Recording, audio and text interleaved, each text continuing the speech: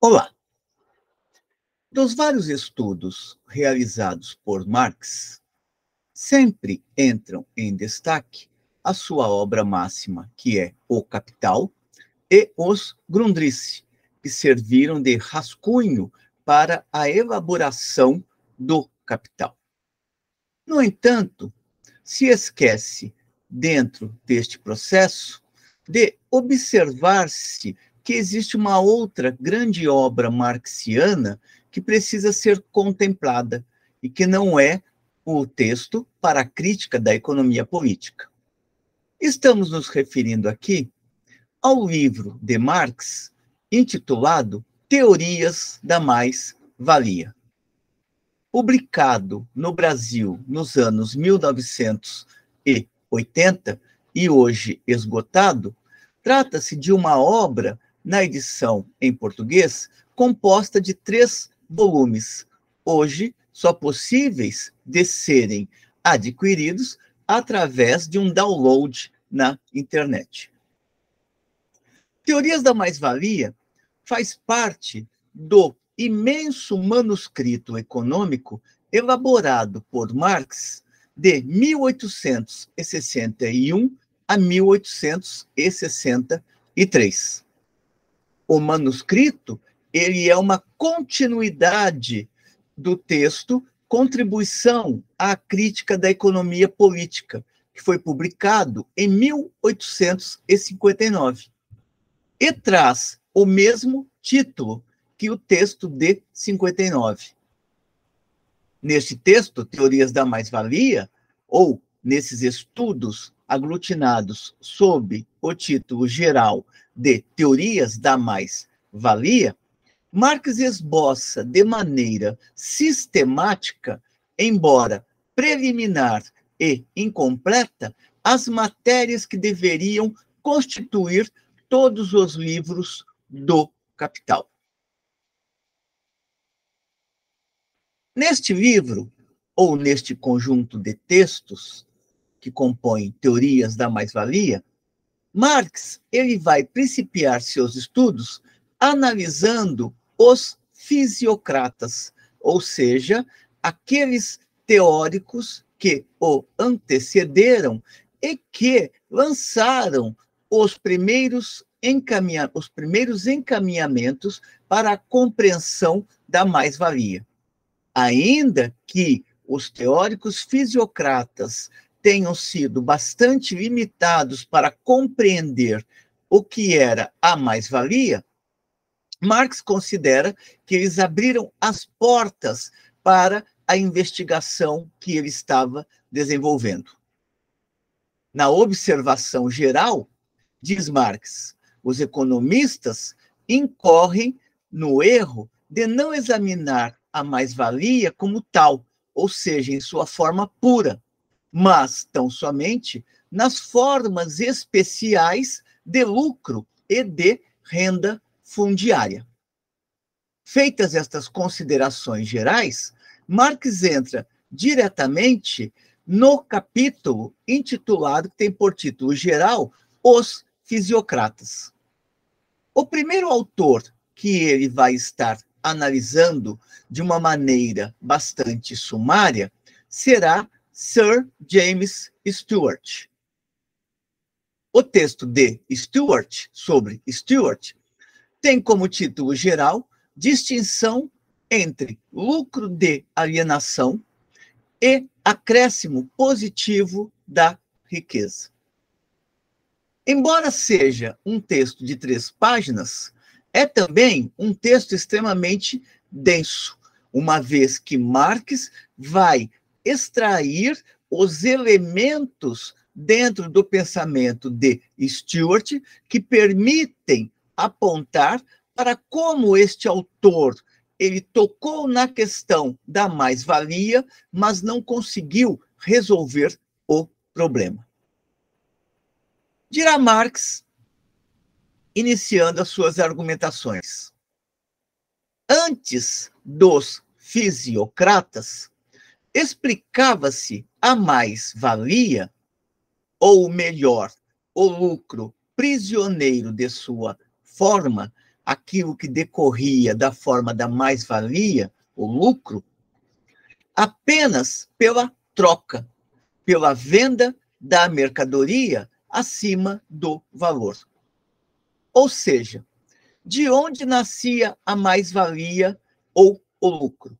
Ela brotava das práticas comerciais nas quais se vendia uma mercadoria acima do seu valor. Marx, no Capital, vai demonstrar que se todos os capitalistas vendessem sua mercadoria acima do valor, nenhum capitalista ganharia nada mais do que pretendia. Uma vez que ganharia aqui, mas perderia lá. É sempre bom lembrar que quando Marx está falando de mais-valia, ele está se referindo a trabalho excedente não pago. Sem a mais-valia, não existe a acumulação de riqueza capitalista.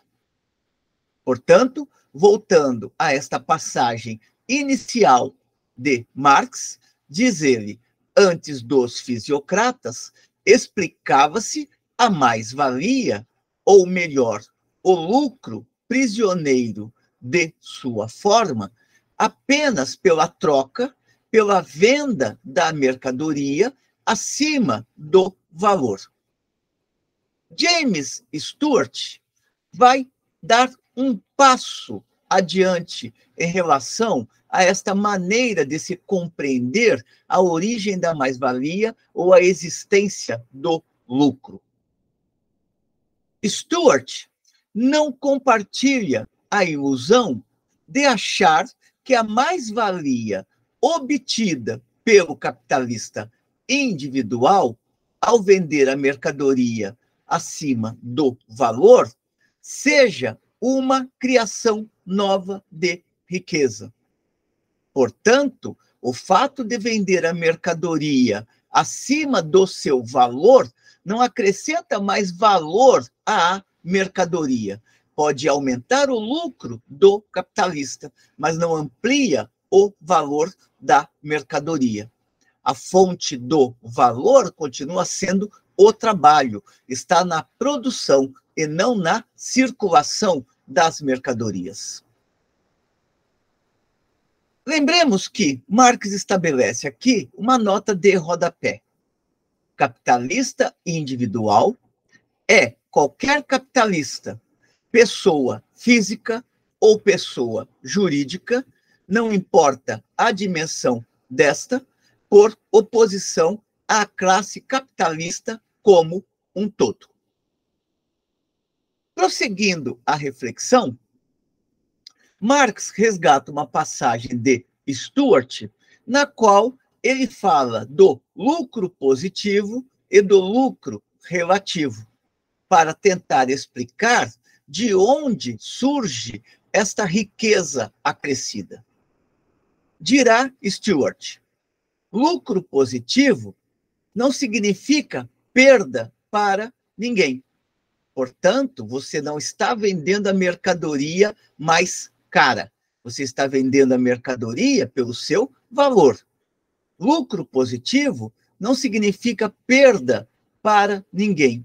Resulta de acréscimo de trabalho, indústria ou engenhosidade e tem o efeito de aumentar ou acrescer a riqueza social.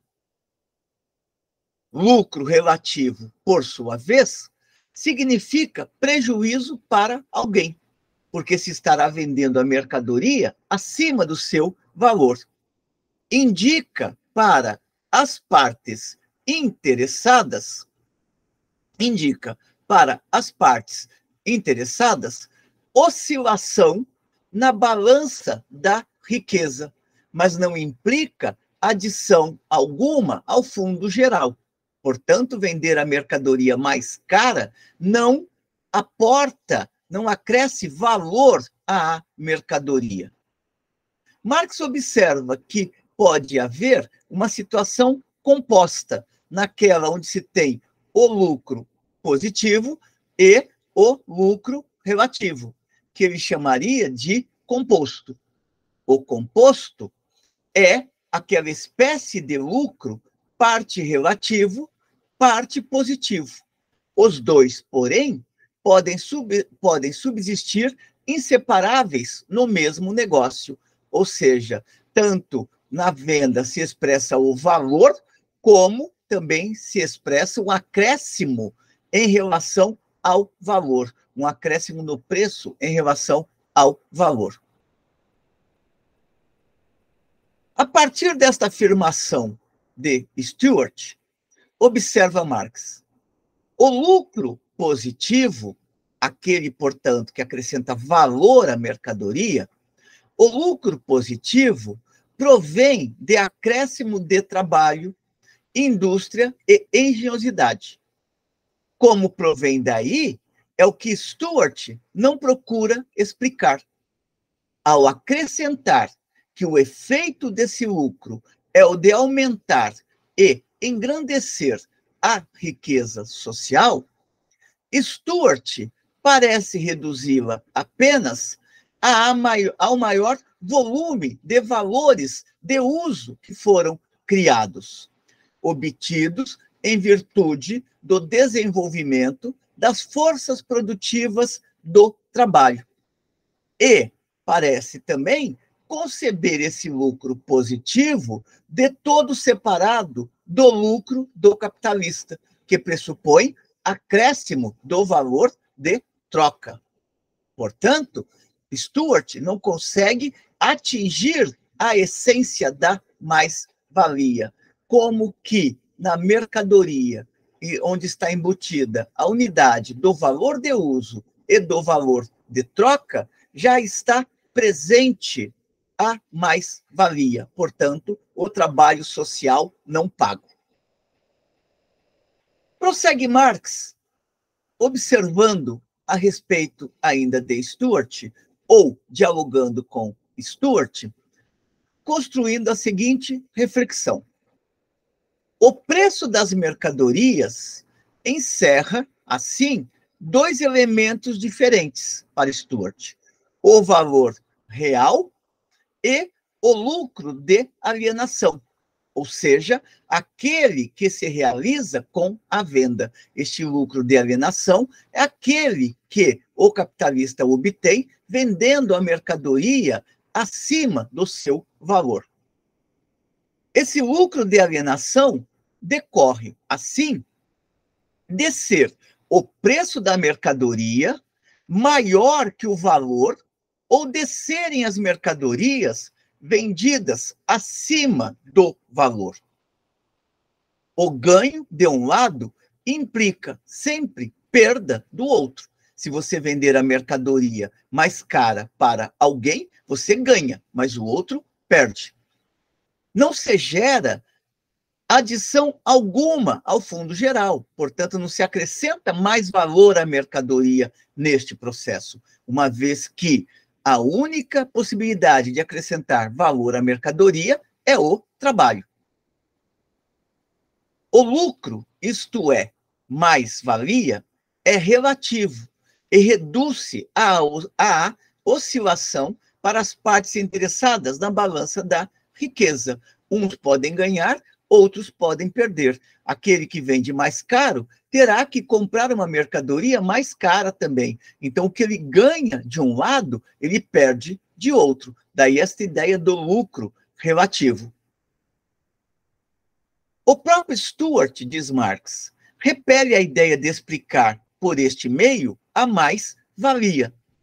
Sua teoria da oscilação para as partes interessadas na balança da riqueza, embora não atinja a natureza e a origem da própria mais-valia, assume importância por considerar a distribuição da mais-valia por classes diferentes